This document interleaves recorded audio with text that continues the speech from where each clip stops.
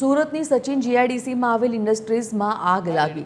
સચિન હોજીવાલા ઇન્ડસ્ટ્રીઝમાં આગ લાગી। આગ લાગતા ફાયરની ટીમ ઘટના સ્થળે પહોંચી હતી। પાણીનો મારો ચલાવી આગ પર કાબૂ લેવાનો ફાયર વિભાગે પ્રયાસ પણ કર્યો હતો। આગે વિકરાળ સ્વરૂપ ધારણ કરતા મેજર કોલ જાહેર કરાયો છે। ઇન્ડસ્ટ્રીઝમાં આગ લાગવાનું કારણ અકબંધ છે।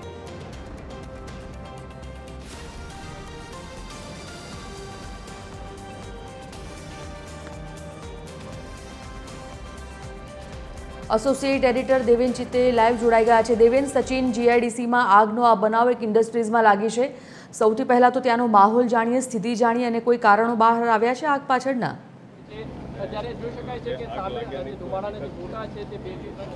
જી સંજીવની, અત્યારે તમને અમે લાઈવ દ્રશ્યો બતાવી દઈએ કે જો હોજીવાલા કોમ્પ્લેક્સ જે છે તેની અંદર આગ લાગી છે અને તાજેતરમાં થોડા દિવસ પહેલાં અહીં આગ લાગવાની ઘટના બની હતી। જે નજીકની એક એથર ઇન્ડસ્ટ્રી જે છે કેમિકલની, તેમાં આગ લાગવાની ઘટના બની હતી અને તેનાથી લગભગ અડધા કિલોમીટર દૂર જ આજે ગીતા નીટિંગ જે છે તેમાં આગ લાગવાની ઘટના બની છે અને જે રીતે ધુમાડેના ગોટા ગોટા નીકળી રહ્યા છે તેના પરથી આપણે અંદાજ લગાવી શકીએ કે જે કેમિકલનો જથ્થો છે તે ખૂબ જ મોટા પ્રમાણમાં છે અને તેના કારણે ફાયર વિભાગ દ્વારા સતત આગ ઉપર પ્રયાસ કરવામાં આવી રહ્યો છે કે કાબુ ઝડપથી મેળવી લેવાય, પરંતુ અત્યારે પણ સતત મેજર કોલ જાહેર કરી દેવામાં આવી છે। 30થી 35 જેટલી ફાયર ફાઇટરની જે ગાડીઓ છે તે ઘટના સ્થળ પર પહોંચી ગઈ છે।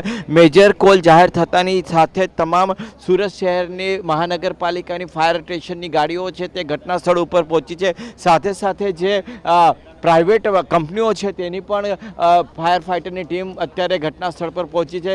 સદનસીબે જે પ્રકારે આગ લાગી છે ત્યારે માત્ર 7થી 8 લોકો જ અંદર હતા। આજે ફેક્ટરી બંધ હોવાનું જાણવા મળી રહ્યું છે અને તેના કારણે મોટી જાનહાનિ પણ ટળી છે। જે 6 થી 7 લોકો હતા તેમને બહાર કાઢી લેવામાં આવ્યા હતા અને ત્યારબાદ જે ફાયર વિભાગની ટીમ દ્વારા સતત અત્યારે કામગીરી ચાલુ કરવામાં આવી રહી છે। અત્યારે જે આપણી સાથે સ્થાનિક પોલીસ ઇન્સ્પેક્ટર છે, આપણે એમની સાથે વાત કરીએ કે સાહેબ કયા પ્રકારની અત્યારે સ્થિતિ છે અહીંયા?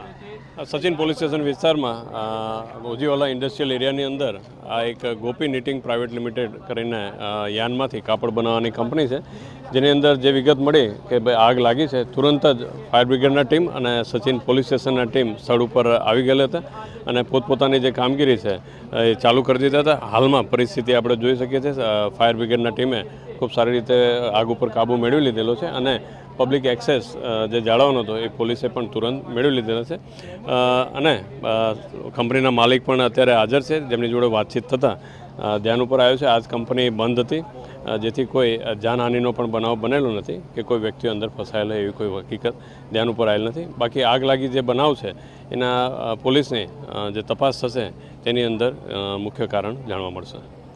તો આ ગોપી નીટિંગ પ્રાઇવેટ લિમિટેડ જે કંપની છે ત્યાં આગળ આગ લાગવાની ઘટના જે છે તે સામે આવી છે અને ધીરે ધીરે હવે આગ ઉપર કાબુ મેળવવા માટેનો પ્રયાસ કરવામાં આવી રહ્યો છે, પરંતુ હજી પણ જે પ્રકારની સ્થિતિ છે તે તમે સ્પષ્ટ જોઈ શકો છો કે આગના જે પ્રકારે ગોટે ગોટા ઉડી રહ્યા છે તેને લીધે જે મુશ્કેલી છે તે હજી પણ યથાવત જોવા મળી રહી છે। આગ ઉપર કાબુ મેળવવો પણ અત્યારે મુશ્કેલ છે અને જે પ્રકારની અત્યારની સ્થિતિ છે તે જોતાં એવું લાગે છે કે કલાકો સુધી આગ ઉપર કાબુ મેળવાય તેમ નથી। અહીં જે વ્યક્તિ છે આપણે એમની સાથે વાત કરીએ, કયા પ્રકારે કેટલા વાગે આગ લાગી હતી અને અંદર જે મોટાભાગનો જે તમારો જે રો મટીરિયલ છે તે કયા પ્રકારનો છે અત્યારે અંદર?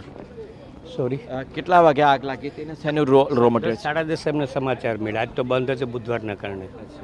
દર બુધવારે બંધ હોય છે? હા, બુધવારે બંધ હોય એટલે અંદર કોઈ માણસો કે એવું કોઈ નથી, કોઈ જાનહાની નથી। શેનું કામ થતું હોય છે મોસ્ટલી? આપણે જાનમાંથી કાપડ બનાવવાનું। કેટલો જથ્થો હશે? હવે તો પછી હવે બધું કેલ્ક્યુલેશન કરવું પડે। અત્યારે તમારા અંદાજ પ્રમાણે તો આખું ઘણું નુકસાન હોય, ઘણું નુકસાન છે। આખું કેમિકલ યુક્ત જ બધું આપણી પાસે કાપડ રેડી હોય। તો અત્યારે જે પ્રકારની સ્થિતિ છે તે જોતાં હજી પણ આગ ઉપર કાબુ મેળવવો મુશ્કેલ છે, કારણ કે યાનનું જે કાપડ હોય છે તે યાનનું કાપડ બનાવવા માટે જે રો મટીરિયલનો ઉપયોગ થતો હોય છે તે રો મટીરિયલ પણ ખૂબ જ જ્વલનશીલ હોય છે અને એ જ્વલનશીલ હોવાના કારણે આ પ્રકારે જ્યારે આગ લાગતી હોય છે ત્યારે તેના ઉપર કાબુ મેળવવો ખૂબ જ મુશ્કેલ થઈ જતો હોય છે। અત્યારે ફાયર વિભાગની જે ટીમ છે તે અહીં પહોંચી છે અને તેમના દ્વારા સતત આગ ઉપર કાબુ મેળવવા માટેનો પ્રયાસ કરવામાં આવી રહ્યો છે, પરંતુ જ્યારે પણ આ પ્રકારની સ્થિતિ ઊભી થતી હોય છે ત્યારે ફાયર વિભાગની જહેમત ખૂબ જ વધી જતી હોય છે, કારણ કે યાન કે અન્ય કેમિકલયુક્ત જ્વલનશીલ પદાર્થ જ્યારે અંદર ખૂબ મોટા પ્રમાણમાં હોય છે ત્યારે તેના ઉપર આગ કાબૂ મેળવવો ખૂબ જ મુશ્કેલ થઈ જતો હોય છે. ફાયર વિભાગ દ્વારા સતત ફોર્મયુક્ત જે પાણી છે તે મારવામાં આવતું હોય છે. ફોર્મયુક્ત જે પાણી છે આ તમે જોઈ શકો છો કે આ પ્રકારનું યાન હોય છે અને આ જે યાન હોય છે તેમાંનું જે રો મટીરિયલ હોય છે તે મહદઅંશે જે પેટ્રોકેમિકલ્સ હોય છે તે પેટ્રોકેમિકલ્સનું રો મટીરિયલથી જ આ યાન બને છે અને આ યાન જ્યારે સળગતું હોય છે ત્યારે તમે સમજી શકો છો કે એના ઉપર કાબૂ મેળવવો ખૂબ જ મુશ્કેલ થઈ જાય છે, કારણ કે એ ખૂબ જ્વલનશીલ હોય છે અને નાની સરખું જે તણખો હોય છે તેનાથી પણ ખૂબ विकराल प्रमाण के अंदर जो आग है ते लागती है. तो आप लोग इसी कंपनी में काम करते हो, कितने बजे लगी थी आग? कितने बजे लगी थी? अपना 10:30-11 बजे तक. अच्छा, कितने लोग काम कर रहे थे तब? आज तो रजा था, हम लोग 10-12 लोग तो थे अंदर.